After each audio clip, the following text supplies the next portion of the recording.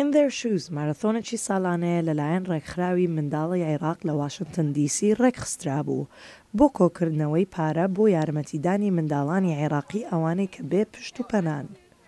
ئەمە پێنجەمین ساڵی ئەم مارەثۆنەیە و ژمارەی بەشداربووان گەیشتە زیاتر لە 200 بەشدار بوو و زیاتر لە $35,000 کۆکراوە. خەڵک دەبینم خەمیانە گەلی ئەمریکا بیری نەچۆتەوە ڕوخساری ئەو مناڵانیان هەر لە بەرچاوە و دەشزانن زۆر مناڵی تری عراقی هەن هەمان ئەو شتانەیان دەوێت کە علادین و حەمودی دەیانویست دەیانەوێت لە جیهانێکی ئاشتیانەدا بژین و دوای خەونەکانیان بکەون و بیانهێنە دی. سپاسی سەرۆک ترامپ دەکەم بۆ ئەو هەڵوێستە توندەی دژی تێرۆریزم هەیەی و پێی دەڵێم ڕایەڵەکان و پەیوەندیەکی بەهێز لەگەڵ گەلی عراق و حکوومەتی وڵاتەکەشدا بێڵەرەوە. سێ مناڵی عێراقی باڵوێزی ئەم بۆنەیە ئەمساڵ بوون: حەمودی، عەلاءالدین و طیبە.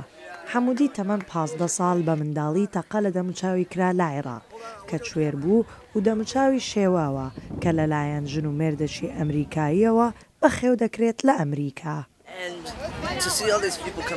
کە چاوت بەم هەموو خەڵکە دەکەوی وشاری بڵاو دەکەنەوە سۆزی خۆشەویستی خۆیان پێشان دەدەن وە کاتێکی خۆش ڕادەبوێرن هەستێکی زۆر گەورەیە کە ئەم کەسانە نەتەنها چەشیان خستوتە سەر ژیانی خۆیان بەڵام ڕەنج و مێنێتی ئەو مناڵ و خەڵکەش تێدەگەن و ئامادەن کات و پارەی خۆیان بۆ ڕێکخراوەیەک تەرخان بکەن کە یارمەتی مناڵان دەدات لە عێراق. ئەوەش عەلاءالدینە تەمەنی 22 ساڵە بە مناڵی بەجێ هێشترا لە جادەکانی بەغدا لەبەرەوەی نەخۆشی ئفلیجی دەماغی هەبوو. هەراویش لەلایەن دایکەک و باوکەکی ئەمریکی بەخێو دەکرێت کە ئەوانیش بەشداریان کردبوو لەم مارەثۆنە. سوپاس بۆ هاتنی ئێوە و ئەنجامدانی مارەثۆن. ئەم کارە پەیامێکە بۆ هەموو عێراق کە مناڵانی عێراق لە هەل و مەرجی سەخدا لەبیر نەکراون. ڕووداوێکی وەک ئەمە هاوکار دەبێت بۆ بیستنی دەنگی مناڵانی عێراق و گەیشتن بە خەونەکانیان. لە نێو بەشداربووانی ئەم مارەثۆنە ئێرکا. ئێرک دامەزرێنەری ڕێکخراوی ئەپکە کە فێرکاری بۆ منداڵانی عێراق دابین دەکات. من بەشێکم لە کۆمەڵگای سەربازانی دێرین ئەو سەربازە دێرینانەی شەڕی عێراق کەوە ئەرچێکی بەردەوامیان بۆ ئاشتیانە هەیە و بۆ وەدەستێنانی ئاشتیش لە عێراقدا.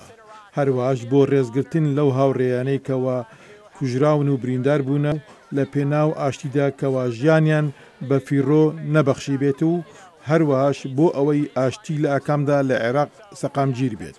هەروەهاش کۆمەڵگەی عێراقی لە واشنگتن زۆر پێخۆشحاڵ بوون بۆ بەشداربوونیان لە مارەثۆنەکە.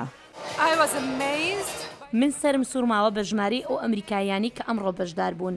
بۆنەی لەم جۆرەی یارمەتی ئێمەی عێراقیەکان دەدات کە لەگەڵ ئەمریکایەکان لێک تێبگەین و باسی کولتوری خۆمانیان بۆ بکەین و هاوڕێی نوێ دروست بکەین. ئەوانیش دەتوانن ڕاستی ئێمە ببینن نەک بەو شێوەیە کە میدیاکان و حکوومەت باسی دەکەن. خۆزگە ڕۆژێک بگەڕێنەوە بۆ عێراق و لەوێ بە ئاشتی بژین. هەرچەندە لە وڵاتێکی تر لەدایک بوومە هەمیشە ئەوە خەونی من بووە. هیوام ئەوە بوو بگەڕێمەوە عێراق و لەوێ بژیم بەڵام هێشتا نەبووە. دوای کۆتایی پێشبڕکەیەکە خەڵات درایە براوەکانی مارەثۆنەکە هەروەهاش پرۆگرامێکی سەما و خواردنیان بۆ سازکرا بوو. سەما دزەیی، دەنجی ئەمریکا.